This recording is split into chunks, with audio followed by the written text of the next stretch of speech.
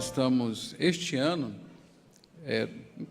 tudo na igreja está sendo permeado por isso, todos os ensinos, e na terça-feira, em especial, nós estamos buscando realmente desenvolver mais deliberadamente uma mentalidade de discipuladora, uma mentalidade de uma igreja onde todos estão sendo discipulados e fazendo discípulos.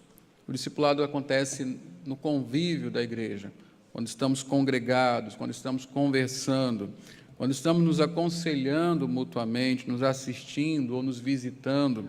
Enfim, a dinâmica da igreja é uma dinâmica, deve ser, melhor dizendo, uma dinâmica de discipulado. Para isso, então, nós precisamos ser treinados, desenvolver uma mentalidade, e essa série de estudos, baseada no livro Instrumentos na Mão do Redentor, do Paul David Tripp, ela tem essa finalidade, ela faz parte desse plano de ensino que nós vamos desenvolver este ano a respeito de discipulado.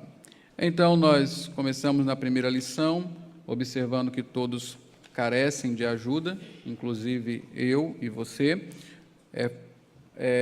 Faz parte da forma como Deus nos criou. Deus nos criou os seres humanos e é por isso que nós precisamos de ajuda. O único ser que não precisa de ajuda é Deus. Todo o resto, toda a criação precisa de ajuda, inclusive nós. Desde a criação, isso ficou mais grave ainda com a queda. E por meio da redenção de Cristo Jesus, as coisas estão sendo transformadas. E os instrumentos que Cristo usa para transformar vidas são pessoas que Ele transformou. Então, nós somos pessoas em transformação, ajudando pessoas em transformação. Em alguns momentos, nós somos ajudados, em outros, nós estamos ajudando. E aí, nós começamos nessa segunda lição a falar de onde reside o problema do homem. O problema do homem não está nas circunstâncias à sua volta, nem nos seus relacionamentos. O problema do homem reside no coração. Em aconselhamento bíblico, nós temos uma máxima que diz assim: o coração do problema é o coração. É aí justamente onde está o problema. Então, quando nós estamos falando de discipular pessoas, nós precisamos entender esse conceito bíblico, que o coração é ativo, o coração do homem ele é ativo. Isso quer dizer que ele molda e controla o nosso comportamento. Por que eu quero o que eu quero? Por que eu faço o que eu faço? Por que eu falo o que eu falo? Por causa do meu coração. Está tudo lá. As circunstâncias, os relacionamentos, eles vão apenas fazer com que estas coisas que estão no coração venham à tona, venham para fora. E aí, no comportamento, na fala, na forma de pensar, de tomar decisões, na minha agenda, enfim, essas coisas todas revelam o que está no meu coração. O que eu tenho que aprender, então, o que eu preciso fazer, aprender e fazer, é identificar o que efetivamente e funcionalmente governa o meu coração. Porque nós já aprendemos que aquilo que governa o seu coração governa a sua vida. Aquilo que é o desejo predominante do seu coração é justamente isso que governa a sua vida. E tem uma coisa que deixa mais grave ainda, em alguns casos. O que controla o seu coração, controla você. Quem controla aquilo que você deseja, controla você. Então, imagine que o sonho de um adolescente é ter um Camaro, não é? Não só de adolescente, não. Tem todo homem, né, acima daquela masculinidade, que é um Camaro. Eu não. Eu quero uma picape. Né? A minha família não cabe no Camaro, mas digamos que seja o Camaro, não é?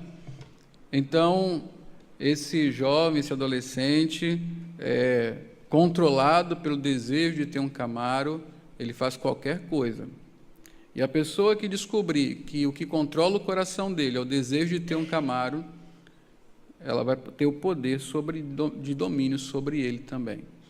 Isso acontece com moças que querem casar, e tem no casamento aquilo que controla a sua vida, homens que querem, ou mulheres que querem um grande emprego, pessoas que querem realizar sonhos.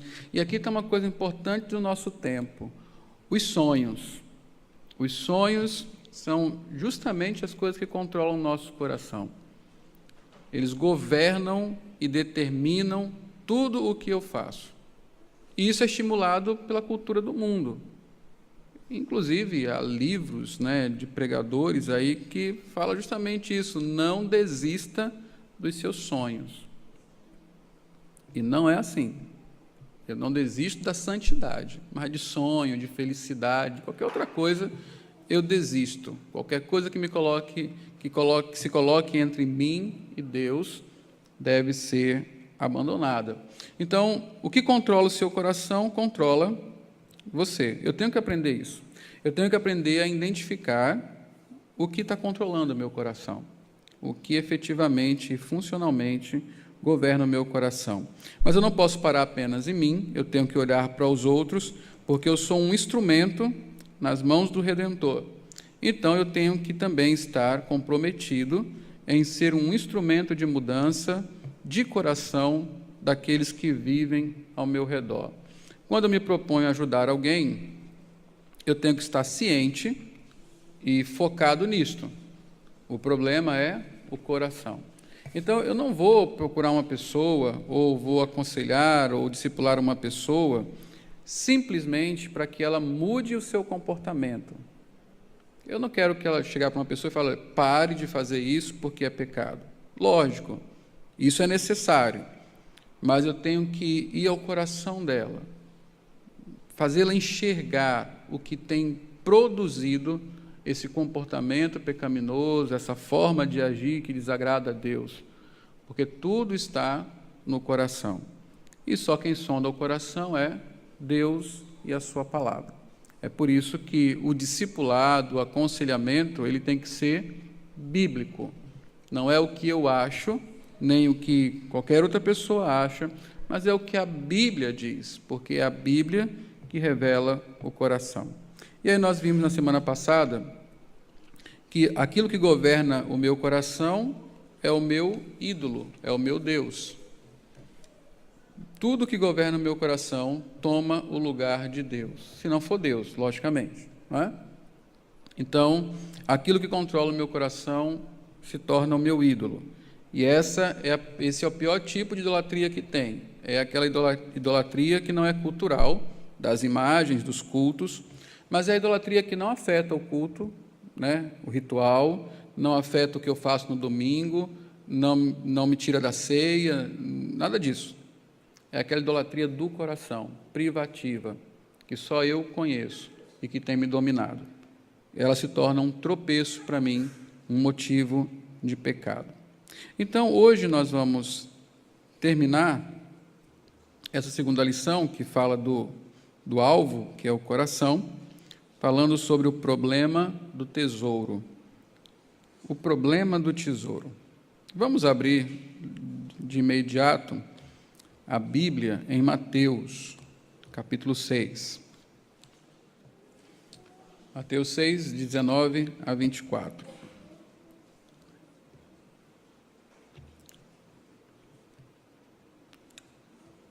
Há pouco estudávamos esse texto, Então diz assim, são os ensinamentos de Jesus no Sermão do Monte, parte dele, Não acumulem para vocês tesouros na terra, onde a traça e a ferrugem destroem, e onde os ladrões arrombam e furtam. Mas acumulem para vocês tesouros nos céus, onde a traça e a ferrugem não destroem, e onde os ladrões não roubam nem furtam. Pois onde estiver o seu tesouro, aí também estará o seu coração. Os olhos são a candeia do corpo. Se os seus olhos forem bons, todo o seu corpo será cheio de luz. Mas se os seus olhos forem maus, todo o seu corpo será cheio de trevas. Portanto, se a luz que está dentro de você são trevas, que tremendas trevas são! Ninguém pode servir a dois senhores, pois odiará a um e amará o outro, ou se dedicará a um e desprezará o outro. vocês não podem servir a Deus e ao dinheiro. Né? Então, o texto é bem conhecido, e ele tem princípios aqui a respeito desse tema do coração, bem interessantes, muito importantes para nós fixarmos em nossa cabeça e no nosso coração, que é o problema do tesouro. Aqui, Jesus usa a palavra tesouro para descrever o que governa nossos corações. O tesouro é algo valioso para nós. Todos vivemos para ganhar, manter e desfrutar de nossos tesouros. Há 3 princípios acerca de tesouro nessa passagem. O primeiro é presumido e os demais são colocados de forma bem clara. Uma boa ilustração, para a gente entender como o tesouro é o que governa o nosso coração, vocês lembram do Chaves, não é? Tem a Dona Florinda, não é isso? Quem é que controla a Dona Florinda? Dona Florinda é uma mulher independente, brava, ninguém controla ela, a não ser Kiko, que ela chama de tesouro, não é isso? Kiko manipula ela de tudo quanto é jeito. Ela não discerne as coisas corretamente quando ela percebe que o Kiko tem alguma necessidade. Ela não é rica, mas o Kiko se veste como uma criança rica, tem presentes, tem brinquedos de menino rico. O tesouro dela controla a forma dela ver as coisas, interpretar as ações das outras pessoas e assim por diante. Ali, a Vila do Chaves é uma boa figura para você entender o problema do coração, não é? Pelo menos ali, o relacionamento da Dona Florinda com o Kiko. Então, 3 princípios nesta passagem, simples, que nós podemos levantar aqui para entendermos que o tesouro do nosso coração nos governa. Primeiro, todos vivem por algum tipo de tesouro, não é? Jesus Cristo não fala de pessoas que não tenham um tesouro. Ele fala o seguinte: onde está o seu tesouro, está o seu coração. Todos têm um tesouro. Todo mundo tem aquilo a que se apega extremamente. Isso não é ruim, necessariamente, porque se o seu tesouro for celestial, se o seu tesouro for Deus, está tudo bem na sua vida. O problema é se o seu tesouro não for celestial, se o seu tesouro não for o Senhor. Aí você está em grandes problemas, porque você será controlado por aquilo que vai passar. Então, lembre-se disso, todos vivem por algum tipo de tesouro. Eu gostei dessa colocação dele aqui, que eu quero ler novamente. Todos vivemos para ganhar, manter e desfrutar de nossos tesouros. Ela é a razão da nossa vida. O tesouro é o que nos faz acordar de manhã cedo, sair de casa e voltar para casa. É a razão, é a motivação da vida. Para você entender como é muito sério essa questão do tesouro, o Salmo 127, que fala sobre se o Senhor não edificar a casa, em vão trabalham os que edificam, se o Senhor não vigiar a cidade, em vão trabalha a sentinela. Ele está dizendo que é uma constatação igual a de Salomão em Eclesiastes. Se Deus não for o centro, tudo é vão. Se você trata a sua vida sem depender de Deus, sem colocar Deus no centro, todo o resto é vão. A sua edificação vai ruir, a sua segurança vai se mostrar ineficaz. Então ele dá a ilustração e depois ele faz a aplicação. Inútil vos será dormir tarde, levantar cedo e colher e comer o pão que penosamente granjeaste, porque aos seus amados ele dá enquanto eles dormem. E aqui ele está falando, vai ser inútil para você correr atrás de qualquer tesouro se esse tesouro não for Deus. No final de contas, a única coisa que você vai conseguir é ansiedade, cansaço e coisas que escorrem pelos dedos. Essa é a loucura de você não ter, de nós não termos o tesouro em Deus. Agora entenda isso, todos nós corremos, vivemos por algum tipo de tesouro. E aí eu preciso voltar àquele primeiro conceito aplicado a mim. Eu tenho que entender, vasculhar o meu coração para entender, saber qual é esse tesouro. O que tem controlado a minha vida? Qual é o desejo que me move a cada dia? É isso que eu tenho que começar a entender sobre mim. Então, o que quer que você entesoure, esse é o segundo princípio aqui da passagem, o que quer que você entesoure, governará seu coração. Jesus fala, onde estiver o seu tesouro, aí também estará o seu coração. Então, seja o que quer que seja o seu tesouro, ele governará o seu coração. Você será escravo dele, não é? O terceiro princípio, o que quer que controle seu coração, controlará o seu comportamento.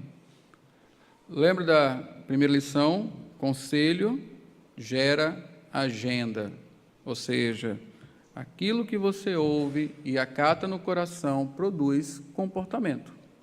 Se a raiz produz fruto, o coração produz comportamento. Então, o que controla o seu coração vai controlar o quê? O seu comportamento. Olha o que Jesus fala, ninguém pode servir a dois senhores, ou seja, o que governa o seu coração é ao que você vai servir, e o seu estilo de vida será moldado por isso. Não é? Quer ver uma coisa interessante? A Bíblia tem... Qual é o primeiro mandamento? Acho que eu vou ter que pegar Êxodo tudo de novo. Né? Qual é o primeiro mandamento? Esse é fácil. Né? Não terás outros deuses diante de mim. Não é isso? Porque eu sou o Senhor teu Deus, que tirei da terra do Egito, da casa da servidão. O segundo mandamento. Não farás para ti imagem de escultura, nem as adorarás, tudo mais. Então, o primeiro mandamento é quem você deve adorar. Segundo mandamento, como deve adorar. Geralmente a idolatria tem um Deus errado e uma adoração errada. Tem um Deus e precisa materializar esse Deus através de um ídolo. Vamos voltar à história do Camaro. Por que um homem, gostaria de ter um Camaro, a ponto de ser controlado por essa história? Porque certamente lá no coração dele ele tem um tesouro, um Deus que o governa, que exige dele um Camaro. Ele tem um desejo de mostrar a sua masculinidade, então ele acredita que o Camaro é o símbolo dessa masculinidade. Então, ele tem um desejo de ter um estilo de vida abastado. Então, ele acha que o Camaro representa esse estilo de vida. Ele quer ter um estilo de vida de playboy. Então, ele acha que o Camaro representa esse estilo de vida. O Deus está lá no coração. Agora, ele precisa materializar esse Deus, fazendo um ídolo. O Deus da ganância, da riqueza, da vida... de playboy, tudo isso vai se tornar um ídolo. Esse ídolo vai se materializar, vai ser o Camaro. E ele vai adorar o seu Deus, aquilo que controla o seu coração, prostrando-se diante do tal Camaro lá. Não é? Só para você ter uma noção de como o coração vai produzir o seu comportamento. O que controla o seu coração, controla, então, o seu comportamento. Então, vamos terminar pensando sobre a Bíblia e o coração. Olha que coisa, essa citação do Paul Tripp é bem interessante. Uma das coisas mais trágicas que pode acontecer com um ser humano é investir sua vida na busca do tesouro errado. Essa é a coisa mais trágica que pode acontecer com alguém. Investir toda a sua vida na busca do tesouro errado. Por quê? Porque no final, o que ele vai ter são os escombros daquilo que a traça comeu, ou que a ferrugem corroeu, ou do que o ladrão roubou. Exatamente isso. Ontem a Raquel estava lendo história para as crianças, eu estava perto, e era uma história sobre o provérbio que fala que aquele que retém mais do que é justo, isso lhe será por perda, mas aquele que reparte, ainda mais se lhe acrescentará. É um provérbio bem interessante, porque ele é tudo o contrário do que nós pensamos. Nós pensamos, se eu guardar, eu tenho. Se eu distribuir, eu não tenho. Não é assim? Nosso pensamento? Aí vem a sabedoria bíblica, baseada no temor do Senhor, diz, se eu retribuo, ou se eu distribuo, eu tenho mais. Se eu retenho, eu perco. Não é o contrário? Mas é assim que a Bíblia ensina. E depois do Provérbios vem uma história que conta, vou resumi-la bastante, mas era uma família de vários filhos, os avós vieram de longe, eles moravam na Costa Rica, os avós vieram de longe, dos Estados Unidos, e trouxeram chocolate Hershey's para eles, para cada uma das crianças. Eram 2 meninas e não sei quantos meninos. Os meninos comeram tudo no mesmo dia. As meninas, cada uma guardou o seu na gaveta. Uma das meninas, depois de alguns dias, saiu para passear com os irmãos e tal, e estava um dia muito alegre, ela resolveu ir lá, pegar o seu chocolate, partiu em vários pedaços e distribuiu com os irmãos, inclusive com a outra que também tinha a sua barra guardada. Não é? E sobrou um quadradinho só. Não é?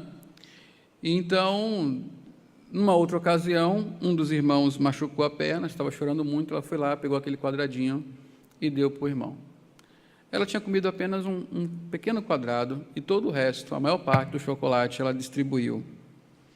A outra não, guardou, e guardou mesmo. Ela disse que ia de vez em quando lá na gaveta e cheirava o chocolate e aguardava aquela ocasião em que ela ia comer todo sozinho, sem ninguém ver. Até que chegou o dia que ela decidiu que iria comer. E essa história não é de mentirinha, não, é verdade. É verdade, não é? Não, é verdade, eu só confirmei com a Raquel, porque é um casal contando as suas experiências. E então, ela, nesse dia especial que ela decidiu, queria comer o chocolate, ela foi lá, pegou por baixo das roupas e tal, encontrou o papel. Antigamente, o chocolate tinha a capa dele, né? Tinha um alumínio, tinha uma tala de papelão para não quebrar, né? Então, ela encontrou tudo isso, mas não tinha o chocolate, né? Um pedacinho de nada lá. Quando ela observou, estava subindo formiga pelo braço dela. Da última vez que ela viu, até o dia que ela decidiu que queria comer o chocolate, as formigas comeram, quase que completamente, o chocolate. E o que tinha ficado não dava para comer, porque, segundo ela, era uma massa toda esquisita. Nesse mesmo dia, ela percebeu que o pai dela saiu para ir à cidade. E, quando voltou, trouxe um saco cheio de chocolate para sua irmã. Porque o pai e a mãe tinham visto que a irmã mais velha tinha distribuído o seu chocolate para os outros e queria recompensar essa irmã. Graças a Deus que foi a essa que eles deu, porque ela abriu o saco e distribuiu completamente. Mas é exatamente isso que acontece. Aquele que retém mais do que é justo fica sem. Aquele que distribui mais se lhe acrescenta. E aí então eu fui deitar ontem e fiquei pensando sobre justamente isso, não é? E essa é a questão do tesouro do coração. É uma questão de querer acumular coisas que nós não podemos segurar nas nossas mãos. É como querer segurar areia, coisas que com o tempo vão escorrendo e não restam mais nada. Por isso é inútil alguém gastar a vida toda buscando o tesouro errado. É interessante porque o Evangelho diz que ganha quem perde. Não é assim? Se você quiser ganhar a vida, você tem que perder. Nós perdemos para ganhar. E seguir o tesouro, que é Deus, que é Cristo, implica ter que não reter mais do que é justo.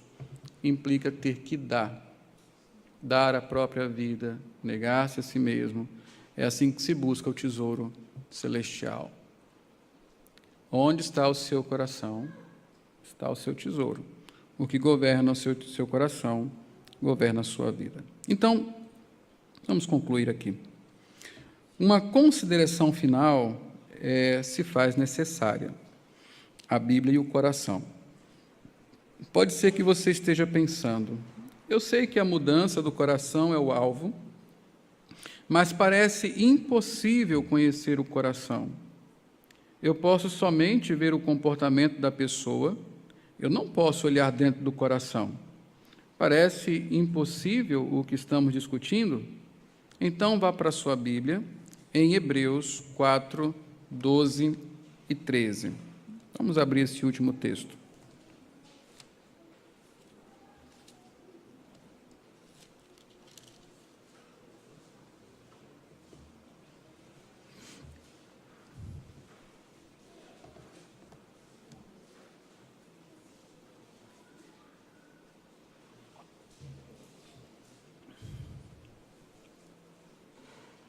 Hebreus 4, 12 e 13, é o finalzinho do capítulo, que diz: Pois a palavra de Deus é viva e eficaz, e mais afiada que qualquer espada de 2 gumes. Ela penetra até o ponto de dividir alma e espírito juntas e medulas, e julga os pensamentos e intenções do coração. Nada em toda a criação está oculto aos olhos de Deus. Tudo está descoberto e exposto diante dos olhos daquele a quem havemos de prestar contas. Então, esta passagem é sobre a Bíblia e como Deus usa sua palavra em nossas vidas. O escritor de Hebreus nos diz que a Bíblia é como um grande bisturi de Deus. Ela é apta para cortar através de todas as camadas de quem nós somos e do que estamos fazendo para expor o nosso coração. Hebreus diz que a Bíblia revela e julga os pensamentos e motivos de nossos corações. Existem 2 coisas fundamentais que nossos corações fazem. Nossos corações pensam e se propõem. Eles interpretam e eles desejam. O que você e eu fazemos é sempre moldado por estes pensamentos e motivos. Eles controlam o que fazemos com os relacionamentos e situações que encontramos em nossa vida cotidiana. Aqui está o encorajamento desta passagem. Embora você não possa ver o coração da pessoa, a Escritura poderá expô-lo a você. A Bíblia é, por sua própria natureza, reveladora do coração. Por esta razão, a Bíblia deve ser essa nossa ferramenta central e ser usada no crescimento e ministração pessoal. Ela sozinha pode expor e analisar onde as mudanças são necessárias no coração. Lembre-se, a mudança de coração deve ocorrer se realmente queremos mudanças duradouras em nosso comportamento. O que nós concluímos aqui é que sem a palavra de Deus, nós não atingimos o coração. Se os conselhos forem seculares, se forem deste mundo, o coração não é atingido. É por isso que as pessoas estão transformando pecados em doenças. Porque doença você trata com um remédio, ou pelo menos finge tratar. Com doença você pode dar um conselho qualquer. Se for doença, é só um comportamento a ser alterado. Mas quando o problema é pecado, só há uma solução: Bíblia. Só há um instrumento para transformar, restaurar a alma: a palavra de Deus. E só quem pode fazer isso são aqueles que conhecem e vivem a palavra de Deus. Aí você compreende por que a igreja é tão preciosa. Porque a igreja é a comunidade de pessoas que conhecem, amam e seguem a palavra de Deus. A única comunidade onde há instrumentos do Redentor. A igreja é um lugar fantástico. Nós devemos amar a igreja, congregar, estar próximos, porque assim nós nos transformamos, nós nos ajudamos, ajudamos uns aos outros a conhecerem o próprio coração, o que está controlando esses corações. Então, nós somos instrumentos de mudança eficaz e duradoura no coração dos nossos irmãos e nos nossos próprios. Então, a grande questão é, qual é o maior problema? Qual é o maior problema, irmãos? É o coração. Vamos falar com força? Qual é o maior problema? O coração. Então, resumindo, conceitos que nós aprendemos aqui. O coração é ativo, ele controla nossos comportamentos. O que quer que controle o coração exerce inescapável influência sobre a vida e comportamento. Nosso coração sempre é governado por algo. A palavra de Deus sozinha é apta para expor e julgar o coração. O que você deve aplicar à sua vida? Se estiver comprometido com mudança pessoal e crescimento, eu tenho que estar comprometido com o exame bíblico do meu coração. Nos relacionamentos e situações do meu dia a dia, devo constantemente questionar o que realmente governa o meu coração. Isso é interessante, né? Por que eu quero uma casa limpa o tempo todo? Por que eu quero filhos bem comportados? Por que eu quero um marido fiel, excelente? Por que eu quero uma esposa que me ama? Por que eu quero tal carro? Por que eu quero tal emprego? Por que eu quero colegas que me reconheçam? Um chefe que me trate bem? Por que eu quero essas coisas todas? Por que eu quero o que eu quero? O que controla o meu coração? Por que eu preciso ser estimado? Por que eu preciso ser aceito? Por que eu preciso de autoestima? O que controla o meu coração? Não? Eu tenho que me perguntar. Devo sempre estudar a palavra de Deus com um olhar em direção ao meu coração, sempre questionando o que a passagem revela sobre os meus pensamentos e motivos, o que realmente está me governando. Com relação a outras pessoas, o que eu preciso saber? Ministrando aos outros, quero ser um instrumento de mudança do coração. 2. Mudança do coração é sempre resultado de uma cuidadosa ministração da palavra de Deus e uma pessoa em particular, numa específica situação. Tenho que atentar ao comportamento manipulativo e controlador dos outros. Tenho que deixar espaço para a obra duradoura de mudança de Deus em seus corações. Torne real são tarefas que você deve fazer, e se quiser compartilhar comigo, fique à vontade. Vamos orar, irmãos? Vamos encerrar nossa reunião de oração e de estudo bíblico.